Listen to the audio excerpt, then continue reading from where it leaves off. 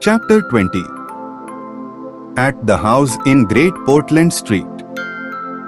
For a moment Kemp sat in silence, staring at the back of the headless figure at the window. Then he started, struck by a thought, rose, took the invisible man's arm, and turned him away from the outlook. "You are tired," he said, "and while I sit, you walk about. Have my chair." He placed himself between Griffin and the nearest window. For a space Griffin sat silent, and then he resumed abruptly.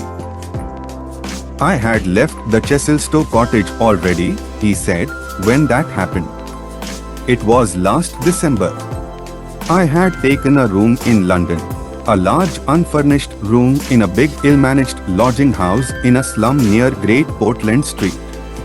The room was soon full of the appliances I had bought with his money. The work was going on steadily, successfully, drawing near an end. I was like a man emerging from a thicket and suddenly coming on some unmeaning tragedy. I went to bury him. My mind was still on this research, and I did not lift a finger to save his character. I remember the funeral, the cheap hearse, the scant ceremony, the windy frost-bitten hillside, and the old college friend of his who read the service over him, a shabby, black, bent old man with a sniveling cold. I remember walking back to the empty house, through the place that had once been a village and was now patched and tinkered by the jerry builders into the ugly likeness of a town. Every way the roads ran out at last into the desecrated fields and ended in rubble heaps and rank wet weeds. I remember myself as a gaunt black figure going along the slippery, shiny pavement, and the strange sense of detachment I felt from the squalid respectability, the sordid commercialism of the place. I did not feel a bit sorry for my father. He seemed to me to be the victim of his own foolish sentimentality. The current can't required my attendance at his funeral, but it was really not my affair.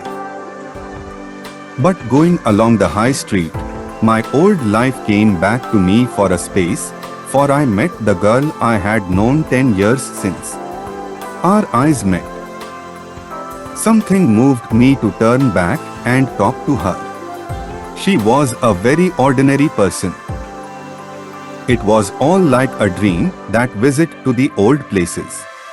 I did not feel then that I was lonely, that I had come out from the world into a desolate place.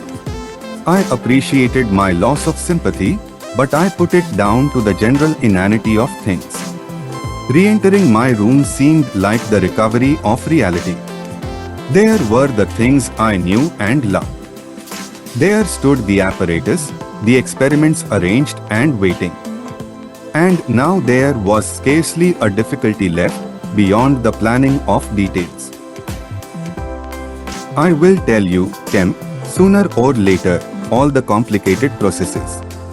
We need not go into that now. For the most part, saving certain gaps I chose to remember, they are written in cipher in those books that Tramp has hidden. We must hunt him down. We must get those books again. But the essential phase was to place the transparent object whose refractive index was to be lowered between two radiating centers of a sort of ethereal vibration, of which I will tell you more fully later. No, not those Rontgen vibrations. I don't know that these others of mine have been described. Yet they are obvious enough. I needed two little dynamos, and these I worked with a cheap gas engine. My first experiment was with a bit of white wool fabric. It was the strangest thing in the world to see it in the flicker of the flashes soft and white, and then to watch it fade like a wreath of smoke and vanish. I could scarcely believe I had done it. I put my hand into the emptiness, and there was the thing as solid as ever. I felt it awkwardly and threw it on the floor. I had a little trouble finding it again. And then came a curious experience. I heard a meow behind me and turning, saw a lean white cat, very dirty, on the cistern cover outside the window. A thought came into my head. Everything ready for you, I said, and went to the window, opened it, and called softly. She came in, purring. The poor beast was starving, and I gave her some milk. All my food was in a cupboard in the corner of the room. After that she went smelling round the room, evidently with the idea of making herself at home. The invisible rag upset her a bit, you should have seen her spit at it. But I made her comfortable on the pillow of my truckle bed. And I gave her butter to get her to wash. And you processed her. I processed her. But giving drugs to a cat is no joke, Kim. And the process failed. Failed. In two particulars.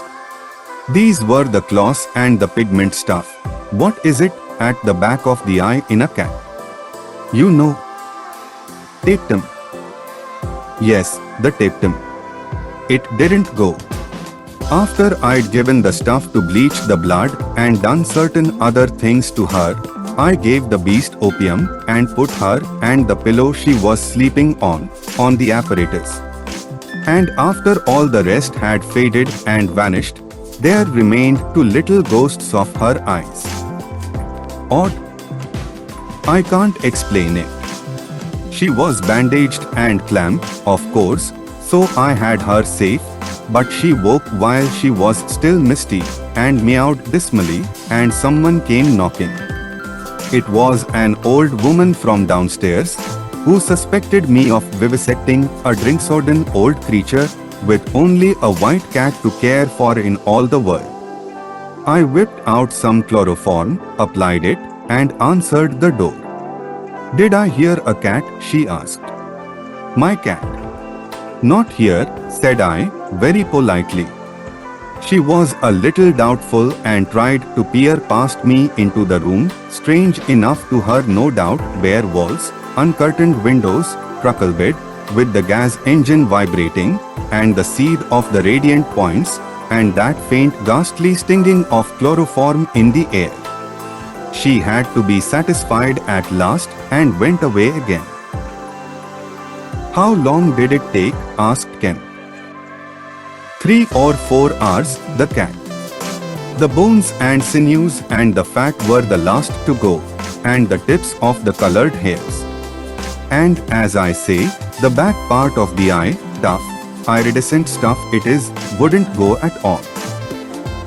It was night outside long before the business was over, and nothing was to be seen but the dim eyes and the claws. I stopped the gas engine, felt for and stroked the beast, which was still insensible, and then, being tired, left it sleeping on the invisible pillow and went to bed. I found it hard to sleep. I lay awake thinking weak, aimless stuff, going over the experiment over and over again, or dreaming feverishly of things growing misty and vanishing about me, until everything, the ground I stood on, vanished, and so I came to that sickly falling nightmare one gets. About 2, the cat began meowing about the room. I tried to hush it by talking to it, and then I decided to turn it out. I remember the shock I had when striking a light. There were just the round eyes shining green and nothing round them. I would have given it milk, but I hadn't any. It wouldn't be quiet, it just sat down and meowed at the door. I tried to catch it, with an idea of putting it out of the window, but it wouldn't be caught, it vanished. Then it began meowing in different parts of the room.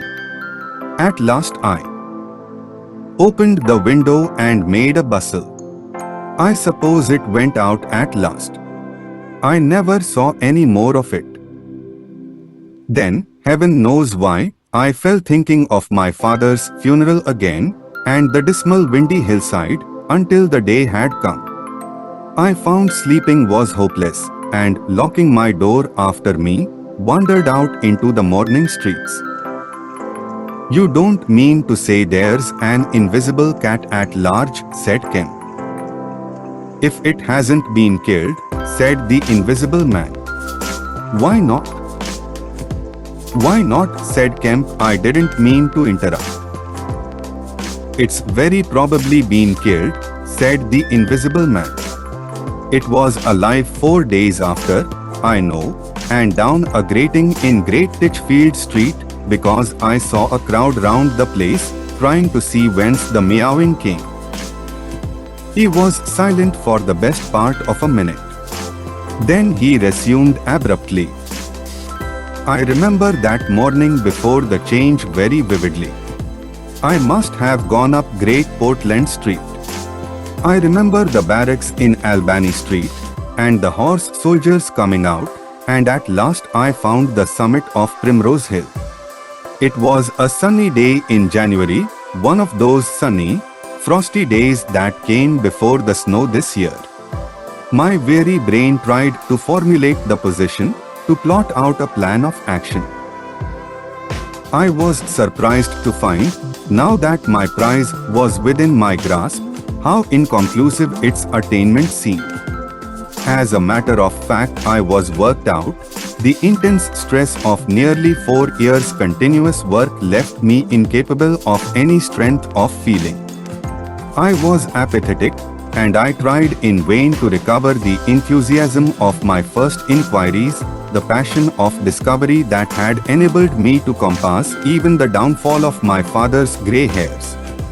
Nothing seemed to matter. I saw pretty clearly this was a transient mood, due to overwork and want of sleep, and that either by drugs or rest it would be possible to recover my energies. All I could think clearly was that the thing had to be carried through. The fixed idea still ruled me.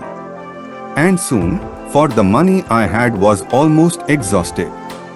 I looked about me at the hillside, with children playing and girls watching them, and tried to think of all the fantastic advantages an invisible man would have in the world. After a time I crawled home, took some food and a strong dose of strychnine, and went to sleep in my clothes on my unmade bed. Strychnine is a grand tonic, Kemp, to take the flabbiness out of a man. It's the devil, said Kemp. It's the Paleolithic in a bottle. I awoke vastly invigorated and rather irritable. You know. I know the stuff.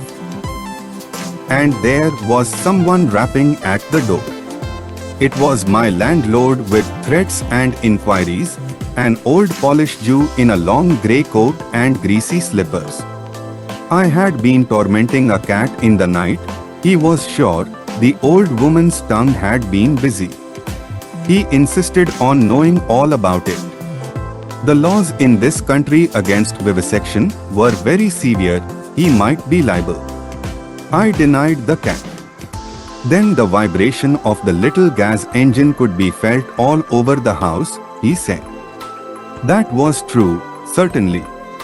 He edged round me into the room, peering about over his German silver spectacles, and a sudden dread came into my mind that he might carry away something of my secret. I tried to keep between him and the concentrating apparatus I had arranged, and that only made him more curious. What was I doing? Why was I always alone and secretive? Was it legal? Was it dangerous? I paid nothing but the usual rent. His had always been a most respectable house in a disreputable neighborhood. Suddenly my temper gave way. I told him to get out. He began to protest too. Jabber of his right of entry. In a moment I had him by the collar, something ripped, and he went spinning out into his own passage. I slammed and locked the door and sat down quivering. He made a fuss outside, which I disregarded. and after a time he went away. But this brought matters to a crisis. I did not know what he would do, nor even what he had the power to do. To move to fresh apartments would have meant delay. Altogether, I had barely 20 pounds left in the world, for the most part in a bank, and I could not afford that. Vanish? It was irresistible. Then there would be an inquiry, the sacking of my room. At the thought of the possibility of my work being exposed or interrupted at its very climax, I became very angry and active.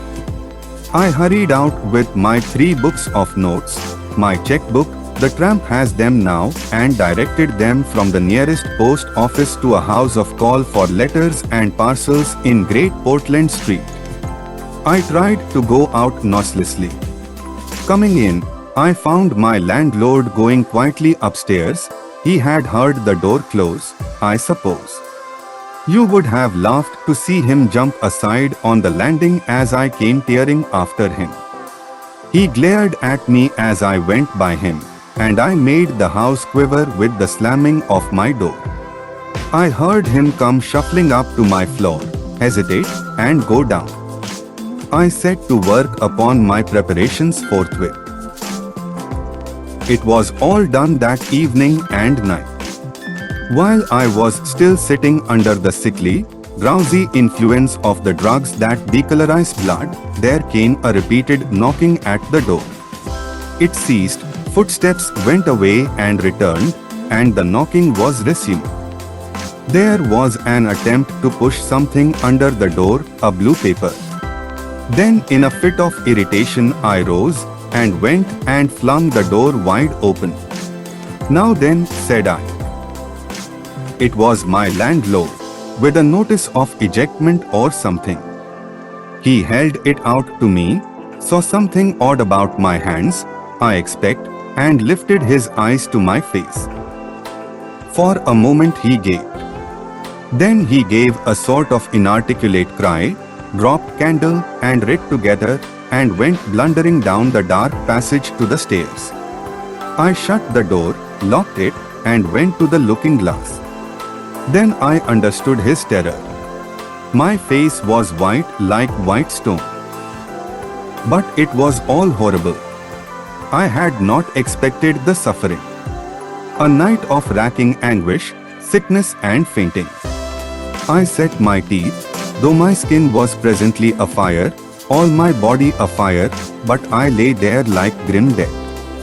I understood now how it was the cat had howled until I chloroformed it. Lucky it was I lived alone and untended in my room. There were times when I sobbed and groaned and talked.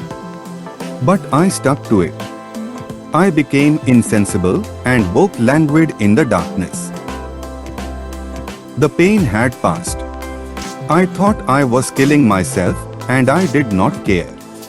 I shall never forget that dawn, and the strange horror of seeing that my hands had become as clouded glass, and watching them grow clearer and thinner as the day went by, until at last I could see the sickly disorder of my room through them, though I closed my transparent eyelids. My limbs became glassy, the bones and arteries faded, vanished, and the little white nerves went last. I gritted my teeth and stayed there to the end. At last only the dead tips of the fingernails remained, pallid and white, and the brown stain of some acid upon my fingers. I struggled up. At first I was as incapable as a swathed infant stepping with limbs I could not see. I was weak and very hungry.